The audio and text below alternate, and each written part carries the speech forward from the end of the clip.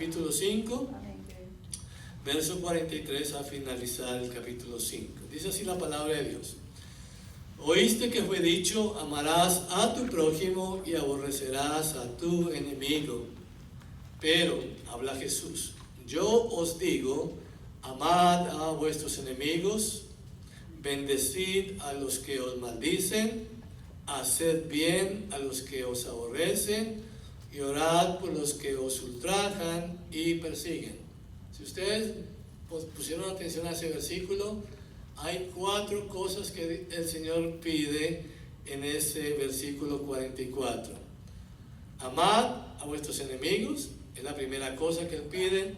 Bendecid a los que te maldicen, orad por los que os ultrajan y persiguen, y también, mis hermanos, que nosotros hagamos y amemos al prójimo y al enemigo, porque esa es la voluntad de Dios en nosotros. Versículo 45. Si ustedes y yo hacemos la parte del versículo 43 y 44, entonces el versículo 45 es la respuesta a esa acción que usted y yo tomamos en estos 2 versículos previos. Verso 45, para que seáis hijos de vuestro Padre que está en los cielos, que hace salir su sol sobre los malos y buenos, y que hace llover sobre justos e injustos. ¿Es verdad eso o no? Amén. Claro que sí, lo vemos todos los días y lo comprobamos aquí en Miami, en el sur de la Florida, que se le llama la capital del sol, porque todos los días brilla en este hermoso lugar del sur de la Florida. Versículo 46, porque si amáis a los que os aman, ¿qué recompensa tendréis, mi hermano? Es muy fácil amar al que nos ama, ¿sí o no? Es muy fácil llevarnos bien con el que nos trata bien. Es muy fácil compartir con el que nos alaba y nos dice que grandes somos, que maravillosos somos, ¿verdad? Pero cuán difícil es lo contrario, mi hermano. ¿No hacen también lo mismo los publicanos? Está hablando del primer siglo. Había un grupo llamado los publicanos, que ellos solamente se codiaban con los que le decían algo bueno a ellos. Al resto los aborrecían, los maldecían, mejor dicho, les decía de qué se iban a morir. Verso 47. Y si saludáis a vuestros hermanos solamente, ¿qué hacéis de más? ¿No hacen también así los gentiles? Sed pues vosotros perfectos, como vuestro Padre que está en los cielos es perfecto. Hermano y hermana, son 4 versículos que tienen un poderío de transformación en las relaciones humanas. Oíste que fue dicho. Hemos, mi hermano y mi hermana, tomado la actitud y el ejemplo correcto que viene de Dios el Padre, el Creador. Porque el Padre Creador hace salir su sol sobre malos y buenos y hace llover sobre justos e injustos. Oíste que fue dicho, amarás a tu prójimo y aborrecerás a tu enemigo. La ley de Moisés te mandaba amar a tu prójimo en Levíticos capítulo 19, 18. Sin embargo, algunos maestros en los tiempos de Jesús habían añadido una aplicación errónea, opuesta y maligna, una obligación equitativa de aborrecer a tu enemigo. Los religiosos del primer siglo. No, porque todavía nosotros conservamos lo que predicamos el domingo pasado. ¿Recuerdan que predicamos el domingo pasado? La ley del talión. Ojo por ojo, diente por diente. Usted me ama, yo te amo. Usted me aborrece, yo te aborrezco. Usted me golpea, yo te golpeo. O sea, ahí no hay forma de escaparse, mi hermano. Pero nuestro Señor Jesucristo estaba hablando de que eso no está en el Evangelio. Fueron ellos publicanos, fariseos, escribas, que añadieron esa parte de que aborrezcamos a nuestros enemigos. ¿Cuál era el enemigo principal de Israel en el siglo I de la vida de Jesucristo? Roma. Ellos no podían ver a un romano, porque se les erizaba todo lo que tenían por dentro y querían matar y comer del muerto. Para ellos los romanos eran unos demonios, unos hombres y mujeres odiados, repudiados, y por eso es que ellos querían, no solamente con el pueblo romano, sino con los demás pueblos, hacer lo mismo, y aún con sus propios hermanos judíos eran odiosos. Pero Jesús está hablando aquí de que en el reino de Dios eso es diferente, porque Él está pidiendo que esta es la ley de Cristo. Yo os digo, amad a vuestros enemigos. En lugar de eso, Jesús recuerda que la manera que Dios se refiere es: todas las personas son nuestros prójimos, incluso nuestros enemigos. Para cumplir con esta ley debemos de amar, debemos bendecir, debemos hacer el bien y debemos orar por nuestros enemigos, no solo por nuestros amigos. Y aquí viene la aplicación, mi hermano y mi hermana. ¿Cuántos de los que estamos aquí hemos orado, por ejemplo, en mi país, por los guerrilleros? Algunos dicen: pastor, por esa gente no se puede orar, sino darle ¿qué? Candela. ¿Cuántos de los hermanos cubanos han orado por la familia Castro? Ahí les dejo la tarea, mi hermano y mi hermana. ¿Cuántos de nosotros hemos orado por homosexuales, por lesbianas, por ladrones, por narcotraficantes, por terroristas? No, al contrario, cuando ocurren las noticias, nosotros que nos unimos al reportero, ¿sí o no? Pena de muerte, maten a ese sinvergüenza, eso no merece vivir, eso es una escoria. Y empezamos nosotros a tirar candela y a tirar leña al fuego. Y ahí donde el Señor nos dice: espera, oye, ¿ustedes no escucharon la ley que les estoy dando? No está aborreciendo. Es haciendo estas 4 cosas como ustedes y yo se van a identificar como hijos del Padre Celestial, como miembros del reino de Dios.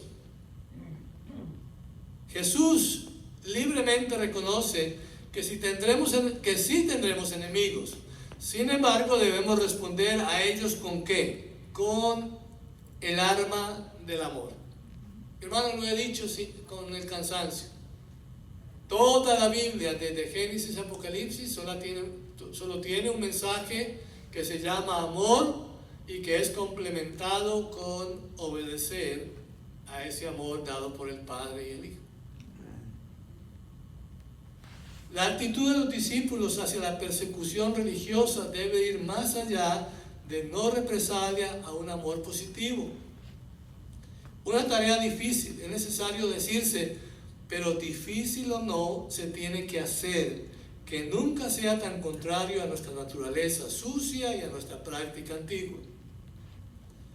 Porque mi hermano y mi hermana, si ustedes y yo amamos a nuestros enemigos, si ustedes y yo amamos a nuestros enemigos, los bendecimos en vez de maldecirlos, le hacemos el bien en vez de hacerles daño, y oramos e intercedemos por ellos delante del Padre a través de Jesucristo, dice nuestro Señor Jesucristo: para que seáis hijos de vuestro Padre que está en los cielos. Al hacer esto, estamos imitando a Dios, quien demuestra amor por sus enemigos. Y dice, mi hermano, el texto, que Él hace llover sobre justos e injustos. ¿Qué tal, mi hermano y mi hermana, que nosotros como iglesia le pidiéramos a Dios: Señor, haga llover, pero solamente a nosotros los cristianos? ¿Usted cree que Dios concedería esa petición? No. Porque Él no es injusto. Yo soy injusto. Ustedes quizás son injustos. Pero Dios no es injusto, porque Él hace brillar el sol sobre buenos y malos, caer la lluvia sobre pecadores o cristianos. Porque Él no niega su misericordia y su bondad a la humanidad. Puedes ver la filosofía de nuestro Señor Jesucristo acerca de la naturaleza. Él creía en la presencia y obra inmediata de Dios. Como el gran Hijo de Dios, tenía una percepción muy sensible de la presencia de su Padre en todos los sentidos alrededor de Él. Y por lo tanto, Él llama al sol el sol de Dios. Él hace salir su sol.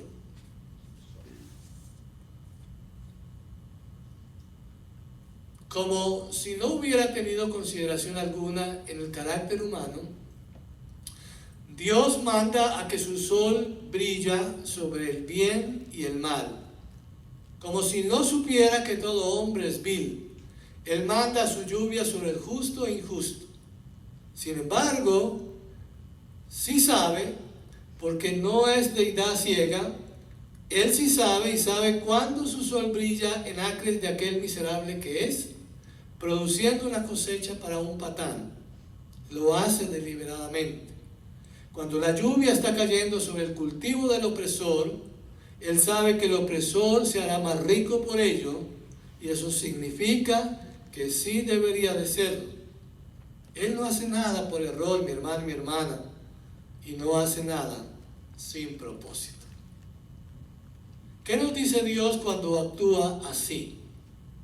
Yo creo que dice esto: este es el día de libre gracia, este es el tiempo de misericordia, aún no es la hora del juicio, cuando Él separará el bien del mal y cuando se sentará en el trono de juicio y premiará diferentes porciones a los justos y a los injustos.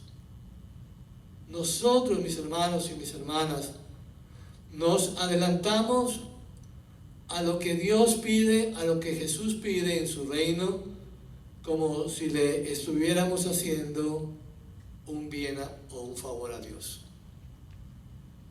La mayoría de nosotros, mis hermanos y mis hermanas, oramos: oh Dios, te pido que bendigas el pueblo suyo, te pido que bendigas los siervos de Jesucristo, pero por favor, haz que los malvados sufran un escarnio. Haz que los malvados se encuentren de frente contigo y se mueran. ¿Hemos orado así? Sí. De otras palabras, pero lo hemos orado. Señor, haz que tu mano caiga sobre esa gente, sobre esa familia. Lo hemos dicho, ¿sí o no? Y dice Dios: ¿y dónde está la misericordia? ¿Y dónde está mi amor por ellos? ¿Acaso ustedes no fueron peor que ellos? Ahora, porque tienen la gracia y la misericordia de mi Hijo Jesucristo, se quieren ver como la última Coca-Cola del desierto, y la única, como lo bueno. No, mi hermano, usted y yo no podemos olvidar de dónde nos sacó Dios. Y porque Él tuvo misericordia de mí y de cada uno de nosotros, también debemos tener misericordia con el injusto, con el inmoral, con el ladrón, con todo hombre y toda mujer que hace lo malo, porque Dios no necesita de su colaboración para hacer pagar al justo antes del juicio final. La misericordia de Dios es eterna, mi hermano y mi hermana, y si así no actuara Él en su misericordia, tal vez yo y mi familia estuviéramos destruidos. Pero porque ha tenido misericordia, ha hecho que yo y mi casa estemos salvos. Amén. Amén. Y entonces se me pide a mí: oye, tú recibiste de gracia, devuélvala de gracia. No se ponga aquí que hay que decir que la pena de muerte para el presidente, la pena de muerte para fulano, la pena de muerte para el ladrón. No. Quiera Dios que allá en esa cárcel se convierta a Cristo y salga regenerado, regenerada de ese lugar. Dios tiene un plan, Dios tiene un propósito, mi hermano y mi hermana. Pero nosotros estorbamos al plan de Dios y estorbamos al propósito de Dios porque queremos ser más justos que Dios y más buenos que Dios. Y ahí está el error de la iglesia cristiana, mi hermano y mi hermana. Aquí viene la comparación, mi hermano y mi hermana. Porque si amáis a los que os aman, ¿qué recompensa tendréis? ¿Qué haces más que un pecador? Debemos de considerarlo no como una manera de virtud, si simplemente regresamos al amor que se nos da. Recuerda, Jesús enseñó aquí el carácter de los ciudadanos de su reino. Debemos de esperar que este carácter sea diferente del carácter visto en la sociedad. Hay muchas razones del por qué se espera más de los cristianos que de otras personas. ¿Es cierto o no? Sí, mi hermano. Si usted ha recibido gracia, usted la tiene que devolver. No se puede quedar con ella. Si usted ha sido perdonado, automáticamente usted debe perdonar.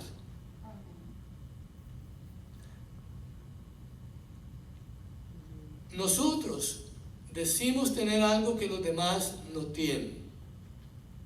Nosotros decimos ser renovados y arrepentidos y redimidos por Jesucristo. Hace unos 3 minutos atrás estábamos cantando en Cristo tengo ¿qué? Victoria. Ya somos redimidos, somos perdonados. Eso lo tenemos nosotros, mi hermano y mi hermana, pero los que están allá afuera en la sociedad no tienen eso todavía. Y por eso ustedes y yo debemos mostrar el carácter del reino de Dios allá en la sociedad. Que ellos nos vean diferentes. Que ellos puedan arrimarse y decirle, perdone. Me gustaría tener la actitud que usted tiene frente a la adversidad de la que estamos viviendo. ¿Cómo hago yo para tener esa actitud? Y ahí es donde usted presenta el Evangelio de la gracia, de la misericordia, del perdón, del amor de Dios. Ciertamente tenemos algo que los demás no tienen. Ciertamente somos renovados, arrepentidos y redimidos por Jesucristo. Tenemos un poder que los demás no tienen. Nosotros podemos hacer todo por medio de Cristo que nos fortalece. Ellos no tienen eso, mi hermano y mi hermana. Nosotros tenemos al Espíritu de Dios viviendo en nosotros. Nosotros tenemos un mejor futuro que los que están afuera sin Cristo. Por estas razones, mi hermano y mi hermana, usted debe ser tolerante. Yo debo ser tolerante. Por estos motivos y razones del carácter del amor de Dios en el reino de Dios, ustedes y yo tenemos que tener paciencia con los que no son salvos. Debemos orar por ellos, interceder día y noche para que Dios los alcance en su misericordia. Debemos, mi hermano y mi hermana, perdonarlos, aceptarlos como ellos son. Porque ese es el amor de Dios. ¿Acaso Dios no me aceptó a mí? ¿Acaso Dios no los ha aceptado a ustedes como son? Mi hermano y mi hermana, el reino de Dios se forma de hombres y mujeres redimidos, no de ángeles, no de querubines, no de serafines, no de arcángeles. Dios no murió por ellos. Ellos son santos y están santificados. Pero es nosotros los que le tenemos que demostrar a la otra gente que no tiene a Cristo de todas las ventajas que tenemos y cómo Dios mismo, por su Santo Espíritu y por su Santa Palabra, está formando en cada uno de nosotros el carácter de Jesucristo, el carácter del Padre Celestial, para que nosotros atraigamos a los que no conocen de ese carácter, de ese amor, de ese perdón, de esa compasión a los demás. Mateo 5:48. La conclusión de la verdadera interpretación de la ley. Sed pues vosotros ¿qué? Perfectos, como vuestro Padre que está en los cielos es perfecto. Si un hombre puede vivir de la manera que Jesús nos ha dicho en este capítulo, verdaderamente es perfecto. Ahora bien, mi hermano y mi hermana, esa palabra en el contexto humano quiere decir sin errores. Y la palabra perfecto que se está usando aquí en el Evangelio de San Mateo, en el Sermón del Monte, es que ustedes y yo somos maduros. Hemos alcanzado una madurez espiritual. Hemos comprendido el Evangelio del reino de Dios. Vivimos el Evangelio del reino. No nos los han contado, lo estamos viviendo. Eso hace la diferencia, mi hermano y mi hermana. Porque es que la gente allá afuera, miren mis hermanos, y les pongo ejemplos clásicos. Ustedes hablan del comunismo con un comunista y para ellos el comunismo es perfecto, ¿sí o no? No tiene, no hombre, ¿cómo así? El comunismo es lo máximo. Habla con un capitalista y el capitalismo es perfecto. No, esto es lo mejor que hay. Habla con un guerrillero y dice, el grupo nuestro es lo mejor. Y cada uno tira la posición y habla para donde ellos quieren, ¿verdad?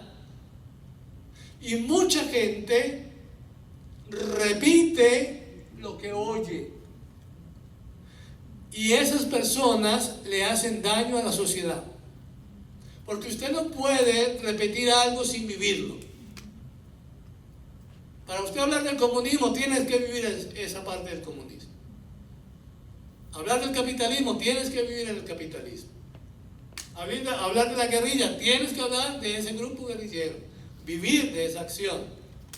Si quieres hablar del narcoterrorismo y narcotráfico, oye, tienes que pertenecer ahí, porque usted no puede repetir lo que otros dicen sin usted vivir esa parte. Y el Evangelio es exacto, mi hermano, mi hermana. La iglesia de Jesucristo ha sido inefectiva, no cambia ni transforma a nadie, porque repetimos lo que no vivimos. Hermano, Dios te bendiga. Sí, mi hermano, pero me has perdonado. Ah, no, que lo perdone otro, yo no. Hermano, Dios te dé. Sí, pero es que necesito. Tú me puedes prestar, me puedes regalar. Ah, no, yo no tengo ese dinero. Entonces, ¿de qué estamos hablando? ¿Bendecimos? Que Dios te ayude, hermano, ore por mí. No, yo por personas como usted no oro. Porque es una ofensa a Dios. Y metemos a Dios en el cuento, mi hermano y mi hermana. Cuando Dios dice que oren por los enemigos, que oren por los que nos aborrecen, que oremos por los que nos maltratan. Hermanos, esta es la ley del reino de Dios. Es algo práctico, no es teoría. Y a menos que usted se mueva de la teoría a la práctica, usted no es del reino de Dios. Es tiempo, mi hermano y mi hermana, de movernos de la teoría a la práctica. Sed pues vosotros perfectos, como vuestro Padre Celestial es perfecto. Es decir, bueno, maduro, tolerante, misericordioso, justo en la medida que pueda hacer justicia. El hombre o la mujer que vive la práctica del Sermón del Monte nunca odiará, nunca calumniará o hablará mal de otra persona. Esa persona nunca tendría lujuria en su corazón o mente y no codiciaría nada de los demás. Esa persona nunca haría un juramento en falso y siempre sería completamente honesto. Esa persona dejaría que Dios defendiera sus derechos personales y no lo tomaría de él mismo como defensa a sus derechos. Ese hombre o esa mujer siempre va a amar a su prójimo, incluso a sus enemigos. Este es el punto, mi hermano y mi hermana, en el cual el Padre Celestial es el ejemplo en el cual nosotros tenemos que vivir la madurez del reino de Dios, el carácter de Cristo. Como vuestro Padre que está en los cielos es perfecto. Ven que el verbo ser es presente. Está. eternamente presente, no cambia. El Padre no ha cambiado desde la antigüedad, no cambió durante el tiempo de Jesús, ni ha cambiado durante el tiempo nuestro, ni los que vendrán. Si el hombre pudiera mantener esto que Jesús dice acá, ciertamente tendría una justicia más grande que los escribas y fariseos. La única cosa que debemos de tener para entrar al reino de Dios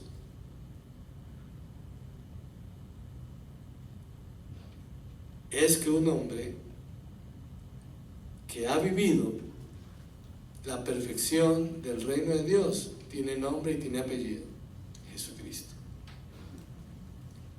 ¿Qué tal el resto de nosotros? ¿Somos nosotros incluidos o excluidos del reino de Dios? Jesús está diciendo que la verdadera dirección en la cual la ley siempre ha apuntado no es meramente hacia restricciones judiciales, concepciones levantadas de la dureza del corazón del hombre, ni siquiera de la ley del amor. No, apunta hacia toda la perfección de Dios, ejemplificada por la interpretación autoritativa de la ley. Vemos entonces, mis hermanos, que en esta sección Jesús no estaba primordialmente buscando demostrar lo que Dios requiere del cristiano en su vida diaria. Es cierto, Jesús ha revelado el último estándar y debemos de llevarlo al corazón. Pero su intento primario era el decir: si tú quieres ser justo por medio de la ley, debes de cumplir con toda la ley, interna y externamente. Eso significa que debe ser perfecto. ¿Quién puede cumplir 635 leyes del Pentateuco, de los 5 libros del Antiguo Testamento? Nadie. ¿Quién puede recordar 635 leyes? Nadie. Jesús ha demostrado que necesitamos una justicia aparte de la ley, así como Pablo lo puso en Romanos 3, 21-22. Pero ahora, dice Pablo, aparte de la ley se ha manifestado la justicia de Dios, testificada por la ley y por los profetas. La justicia de Dios por medio de la fe en Jesucristo, para todos los que creen en Él, porque no hay diferencia. Lo que Cristo vino a hacer, mi hermano y mi hermana, no fue a quitar la ley ni a abolir la ley, sino a cumplir la ley. Él era el único que podía cumplir la ley de Dios porque era perfecto. Era Dios. Por lo tanto, mi hermano y mi hermana, si nosotros queremos, por las obras de la ley, buscar nuestra perfección, nuestra madurez y nuestro carácter del reino de Dios, tarde que temprano vamos a fallar y no vamos a cumplir con esa ley. ¿Cuál es entonces nuestra relación actual con la ley? ¿Cómo es verdaderamente interpretada? Somos expuestos como pecadores, culpables, quienes nunca podremos ser justos por nuestras buenas obras, la cual era la visión exacta de muchos en los tiempos de Jesús y aún en nuestro tiempo religioso. Finalmente, cuando se trata de entender la interpretación de la ley y los mandatos de la ley, hacemos bien al recordar otro aspecto de la enseñanza de Jesús acerca de la ley, en enfocarse en el mandato de amar a Dios y a nuestro prójimo. Entenderemos los mandatos y detalles de la ley correctamente. El apóstol Pablo escribió muy parecido, mi hermano y mi hermana, acerca de esto en 1 Timoteo capítulo 1, versículo 5. Dice Pablo acerca de esto, que es acerca de la ley: pues el propósito de este mandamiento es el amor nacido de corazón limpio, de buena conciencia y de fe no fingida. Mi hermano, mi hermana, cuando usted tiene el amor de Dios, cuando usted tiene el Espíritu de Dios, cuando usted ha sido perdonado y sus pecados han sido limpiados con la sangre de Jesús, usted tiene un corazón limpio. Yo tengo un corazón limpio. Tengo una buena conciencia. Porque la buena conciencia es pensar en todo lo bueno, en todo lo justo, en todo lo honesto, en todo lo que tiene buen nombre, en todo de lo que Dios dice en su palabra. En otras palabras, cuando usted tiene una buena conciencia, no tiene espacio para pensar nada malo de los demás. Todos son buenos delante de ti. ¿Entienden esto, mi hermano y mi hermana? Es darle la oportunidad al ladrón, al homosexual, al terrorista, a todos aquellos que hacen el mal, a que ellos pueden cambiar como Dios lo hizo conmigo. Es no tener una fe fingida, mi hermano, porque a esos fingimos amar a los hermanos, fingimos amar al que viene nuevo. Ay, aquí hay una familia y abrazos y besos y apretones. Pero vaya a ver si se acuerdan en la semana por ese hermano. Vaya a ver si oramos por ese hermano o esa hermana. Y cuando está en crisis, que no me llame a mi pastor, que no tengo tiempo. Una fe fingida. La mayoría estamos así. Recuerda esto, mi hermano y mi hermana. Ustedes y yo en Cristo somos ¿qué? Amados, ¿para qué? Para amar. Ustedes y yo en Cristo somos perdonados. ¿Para qué? Para perdonar, mi hermano y mi hermana. Ustedes y yo en Cristo somos aceptados por Dios en Cristo para nosotros aceptar a los demás como ellos son. Y sobre todo, Cristo ora, intercede al Padre por nosotros, para que nosotros oremos e intercedemos al Padre por los demás y por sobre todo por nuestros enemigos. Hay una frase, mi hermano, que quiero que usted la tenga y la lleve. Dice: no trate a la gente tan mala como usted trata a ellos siendo bueno con ellos. En otras palabras, mi hermano y mi hermana, la persona que me trata mal va a encontrar en mí que yo le devuelvo el bien.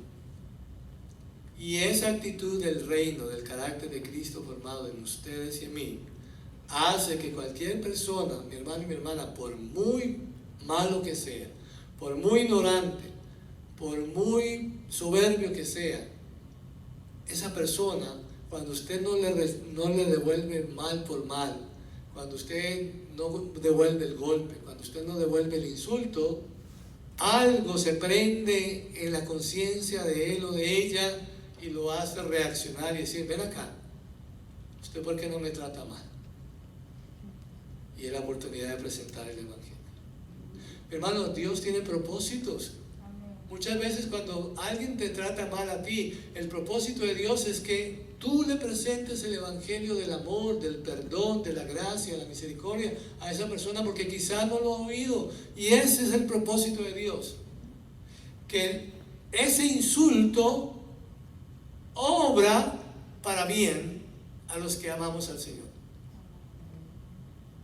Y en vez de ser insultado más, ese hombre o esa mujer, ese familiar, ese ser querido, se siente avergonzado porque yo no pagué con la ley del talión. Porque yo estoy pagando con la ley de Cristo, que es el amor. Y eso hace la diferencia, mi hermano. Pruébelo, mi hermano, compruébelo. Yo, mi hermano y mi hermana, manejo casi 100, 120, 140, 150, hasta 200 millas todos los días por causa de mi trabajo en Miami. Voy de un lado a otro, de una avenida a otra avenida, de una calle a otra calle, de un expressway a otro expressway. Mi hermano y mi hermana, si yo le prestara atención a los que me sacan el dedo, a los que me pitan y me tiran el carro, y a los que me sacan una pistola por encima, yo estuviera muerto. No estuviera aquí hablando de Cristo. Pero los he ignorado. Y estoy orando por ellos. Señor, protéjalos. Que ellos no hagan o cometan un error. Haz que mi conducta los haga reflexionar. Y entonces estoy usando la ley de Cristo. Es un ejemplo de miles de ejemplos que usted puede tener y usted puede vivir día por día. Cualquiera sea la situación, mi hermano y mi hermana,